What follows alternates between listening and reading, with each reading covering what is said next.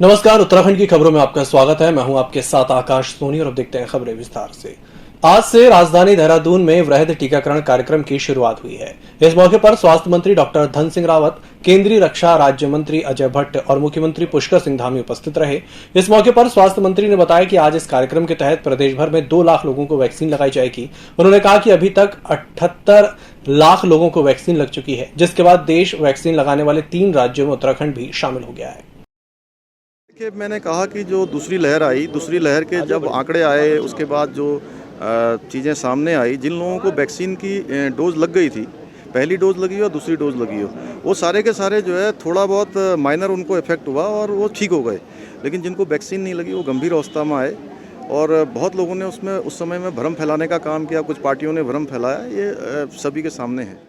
विधानसभा भवन स्थित विधानसभा अध्यक्ष के कार्यालय कक्ष में सत्र के पहले ही दिन उत्तर प्रदेश के पूर्व मुख्यमंत्री, राजस्थान के पूर्व राज्यपाल कल्याण सिंह को श्रद्धांजलि अर्पित की गई। इस अवसर पर स्वर्गीय कल्याण सिंह के चित्र पर पुष्प चढ़ाकर श्रद्धासुमन अर्पित किए गए। उत्तराखंड विधानसभा अध्यक्ष प्रेमचंद अग्रवाल, मुख्यमंत्री पुष्कर सिंह धामी और सभी कैबिनेट मंत्री और विधायकों ने स्वर्गीय कल्याण सिंह को अपनी भावभीनी श्रद्धांजलि दी।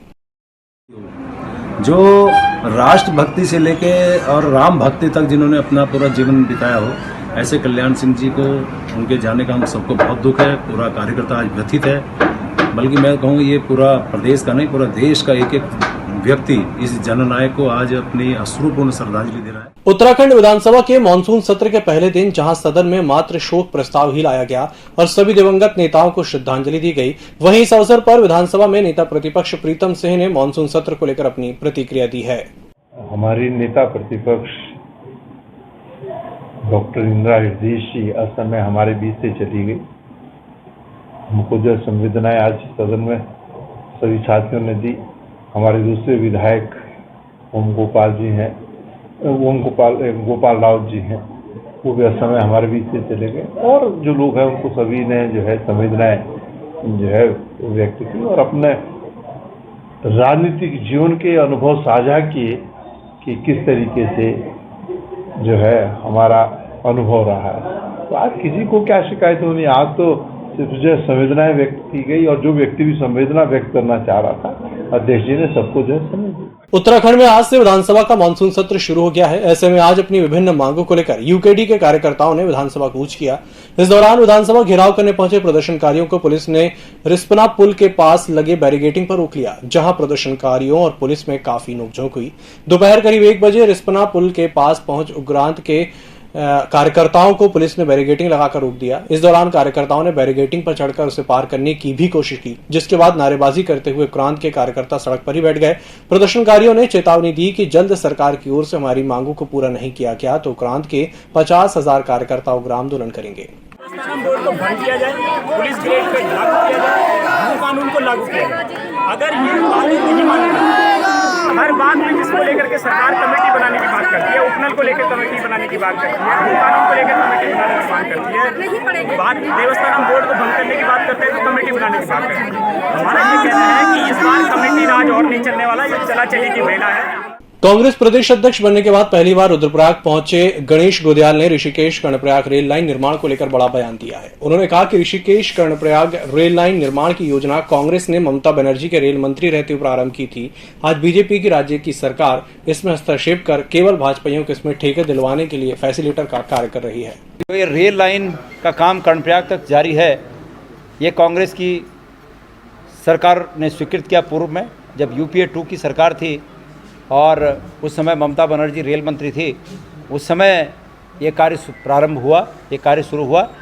आज ये कार्य चल रहा है, लेकिन भारतीय जनता पार्टी की राज्य की सरकार इसमें हस्तक्षेप करके सिर्फ भारतीय जनता पार्टी के लोगों को काम दिलाने के लिए फैसिलिटेशन का काम कर रही है, उनको काम दिलाने के लिए बीच बचाव का काम कर रही है, हस्तक्षेप कर रही है और आम आदमी इससे त्रस्त है। क्या ये राज्य सिर्फ भारतीय जनता पार्टी के कार्यकर्ताओं के लिए बना? मैं पूछना चाहता हूँ। ये प्रदेश आम लोगों के लिए बना है। इस प्रदेश के आम लोगों ने इस प्रदेश के गठन के लिए, इस प्रदेश के अलग प्रदेश बनाने के लिए, उत्तराखंड राज्य के निर्माण के लिए खून पसीना बहाया है।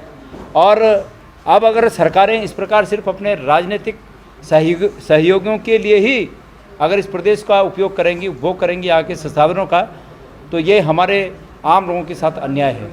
राजधानी देहरादून के कांग्रेस भवन में राष्ट्रीय प्रवक्ता पवन खेड़ा ने प्रेस कॉन्फ्रेंस की। उन्होंने कहा कि केंद्र सरकार के डबल इंजन ने कोई भी काम नहीं किया। हाँ, लेकिन बीजेपी ने 3-3 मुख्यमंत्री बदलने का काम जरूर किया। उन्होंने महंगाई के मुद्दे को लेकर भी भाजपा सरकार पर निशाना साधा। इतनी लंबी लिस्ट है इनकी विफलताओं की कि वो एक प्रेस कॉन्फ्रेंस में तो खत्म होगी। जो सबसे महत्वपूर्ण मुद्दे हैं उत्तराखंड के युवा के सामने, उत्तराखंड की भैंसों के सामने, मध्यम वर्ग के सामने, वो मुद्दे हैं महंगाई, बेरोजगारी, पलायन और उसके प्रति इस सरकार की असंवेदनशीलता। 3 बार आपने मुख्यमंत्री बने, एक तरह से तो आपने स्वीकार कर लिया कि आप विफल हो गए, कि आपने जनता द्वारा जो आपको आशीर्वाद दिया था उसके साथ आपने धोखा किया है, उसके साथ आपने खिलवाड़। पिछले कई दिनों से प्रशिक्षित बेरोजगार डिप्लोमा फार्मासिस्ट विभाग में खाली पड़े पदों पर तत्काल भर्ती प्रक्रिया शुरू करने, स्वास्थ्य उप केंद्रों पर फार्मासिस्टों की नियुक्ति करने और IPHS मानकों के अनुरूप मृत किए जा रहे पदों पर रोक लगाने के लिए 19 अगस्त को फार्मासिस्ट प्रदर्शन कर रहे हैं, जिसके तहत रविवार को इन प्रदर्शनकारियों ने स्वास्थ्य मंत्री के आवास का घेराव भी किया था और आज भी इन्होंने मांगों को लेकर सचिवालय कूच किया। इनका कहना है कि अगर सरकार हमारी मांगों पर तत्काल सकारात्मक फैसला नहीं लेती तो हम सभी उग्र आंदोलन करने को बाध्य होंगे। हम लोग 19 तारीख से आंदोलनरत है। हमारी सरकार से पहले भी अपनी मांगों को लेकर बातचीत हुई है, हमने पत्राचार किया है, लेकिन सरकार के द्वारा हमें अनदेखा किया जा रहा है। हमारी 14 सूत्रीय मांग है। 14 सूत्रीय मांगों में हमारी सबसे पहली मांग है कि विभाग में बहुत से पद रिक्त चल रहे हैं वर्षों से, उन पर नियुक्ति प्रक्रिया जारी नहीं की जा रही है। जब हमारी बात होती है विभाग स्तर पर या शासन स्तर पर, वो कहते हैं कि IPHS मानक यहाँ पर लगा दिए गए हैं, इसलिए आपके जो पद है वो मृत घोषित किए जा रहे हैं और उन पदों का भी यहाँ पर समायोजन होना है।